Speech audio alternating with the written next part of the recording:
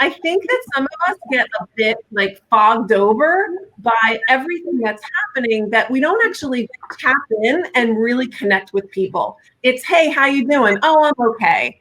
And it's like, you really need to ask that deeper question, or you need to have that longer pause. For those of us that have kids, when you go and you say, how was your day? Good. Right. More, very good. Good or great? Great. And I was like, and we have that equivalent in the workplace and in the workspace.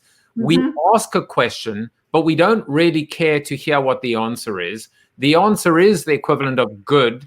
And by the way, when someone says, I'm not good, we actually don't know how to react to that. And so it's like, oh, well, great. You're feeling depressed. Awesome. See you around. So right. we need to figure out a better way to actually probe.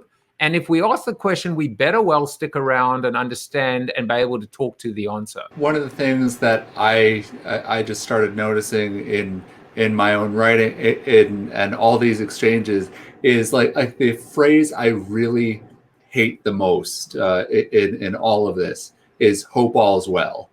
And it's such a door closer of a phrase. And look, like I've had days where things aren't well, right? I had some really shitty days professionally over the past year. I've had some really, really shitty days personally, and I've had things in my own microcosm here. I've known people who've died from COVID. I've lost accounts when that was like one of the only accounts keeping me going. Like those were really I'm like fucking horrible days, right? Like I was miserable. And once in a while someone would say, how are you? And I'd be like, you know what? This has been a really rough stretch, but I'm doing what I can to get through it, and I'll try to look on the bright side. And they'd have to be a pretty good friend for me to be able to respond that way. But also I noticed that I first of all, I never use the word like hope all's well, because I know that might not be the case. And I love when people actually respond, because even just a normal exchange, if someone just responds some random thing to my newsletter, I'll be like, thanks. And by the way, how are you? And I want to know. I love when someone responds, and I'm touched when someone actually responds and says, here's how things are, and it's usually not some little soundbite thing that you put on Facebook. Right. And I love the fact that you ended it with, and I really want to know. Yeah.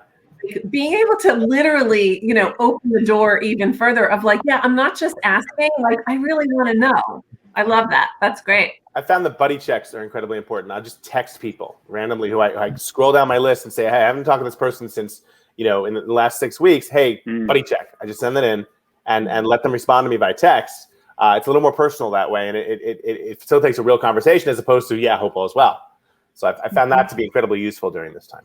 I'm actually going to make a commitment on the show right now, which is the hope all's well. It's almost, you've got to say something from the dear, hey, Peter, what's up, Chad, Jason, hope all's well. Here's what I'm going to do. I'm going to say hope all's well, parentheses.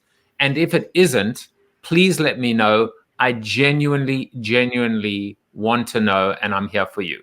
Or something like that, because the hope all's well. And by the way, at the end, on the other bookend is stay safe, right? So we need those like bookend generics. But the difference is, David, you've really, I'm not just saying that. I am absolutely going to make sure that if I say hope all's well, there will be a qualifier that says, and if it isn't, I'm open and here to have a real conversation.